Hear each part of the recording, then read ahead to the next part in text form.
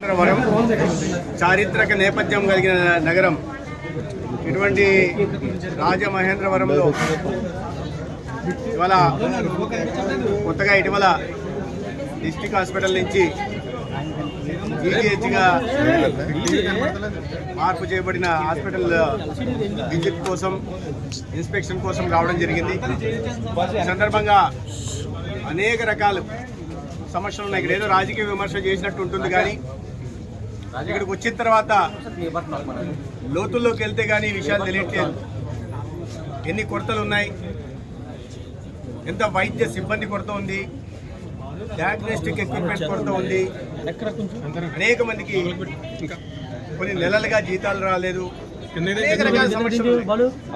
350 bedded హాస్పిటల్లో 700 దాకా functional beds ఉంటే రోజు 1000 పైగా ఓపీ లోడ్ ఉంటా ఉంది.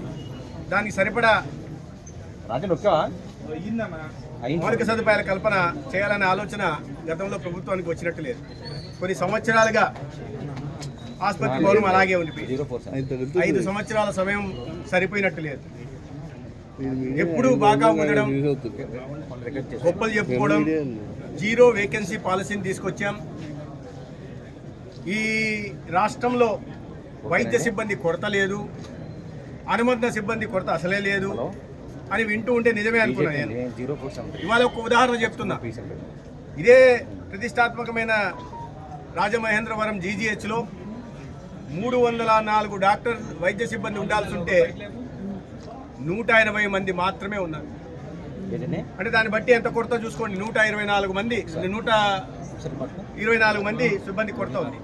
మరీ ఆశ్చర్యకరంగా ఇక్కడ ఇటీవల ఆసుపత్రి కూడా 2వ సంవత్సరం నడుస్తుంది. కళాశాల కూడా, వైద్య కళాశాల కూడా నడుస్తూ ఉంది. జగన్మోహన్ రెడ్డి గారు చాలా గొప్పగా చెప్పుకుంటూ ఉంటారు. నేను రాజమండ్రిలో కూడా ఒక మెడికల్ కాలేజ్ తెచ్చేశాను, పేద విద్యార్థులకు వైద్య విద్య అందిస్తున్నాను అని. ఇక్కడ కొరతలు చూస్తే సూపర్ స్పెషాలిటీలో 95 శాంక్షన్ స్ట్రెంత్ ఉంటే 88 వేకెన్సీలు ఉన్నాయి. ఇటువంటి వైద్య సిబ్బంది లేకుండా, ప్రొఫెసర్లు లేకుండా, అసిస్టెంట్ ప్రొఫెసర్లు లేకుండా, ఫ్యాకల్టీ లేకుండా, ట్యూటర్స్ లేకుండా, ఎస్ఆర్లు లేకుండా ఏ విధంగా వైద్య విద్య బోధన చేయాలనో మరి ఆయనకే తెలియాలి. ఫ్యాకల్టీ లేకుండా ఏ రకంగా చదువు చెప్తున్నారో అర్థం కాదు. పోనీ మౌలిక సదుపాయాల కల్పన ఉందా? 5 ఏళ్లుగా ఇప్పటికీ పూర్తి చేయలేక. పోనీ కేంద్ర ప్రభుత్వం నిధులు కొరత ఏమన్నా ఉందా? కేంద్ర ప్రభుత్వం దీనికి నిధులు ఇచ్చింది. సాకి, central assistance for capital expenditure కింద, ఇన్వెస్ట్మెంట్ కింద నిధులు ఇచ్చింది.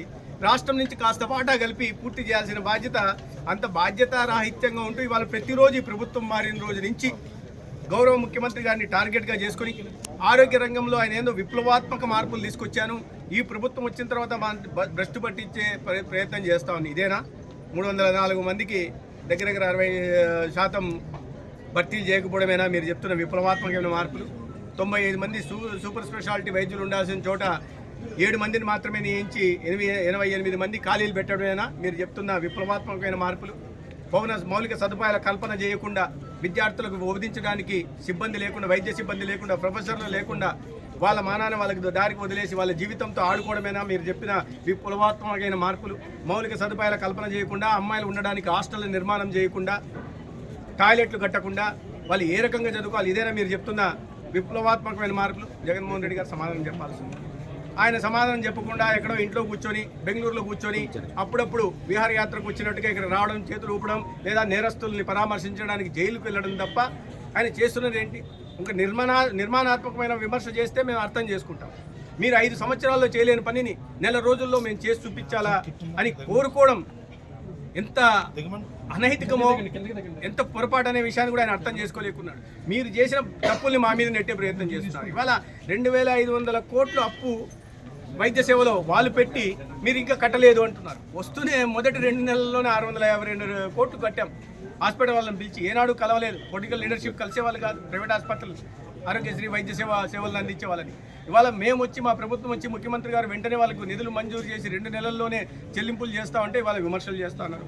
మీరు చేసిన తప్పుల్ని మా మీదకి నెట్టేసి, ఆ బురద మా మీద చల్లేసి, మా మీద మళ్ళీ ప్రతిబింబ చేస్తున్న విధానాన్ని ప్రజలు గమనిస్తూ ఉన్నారు.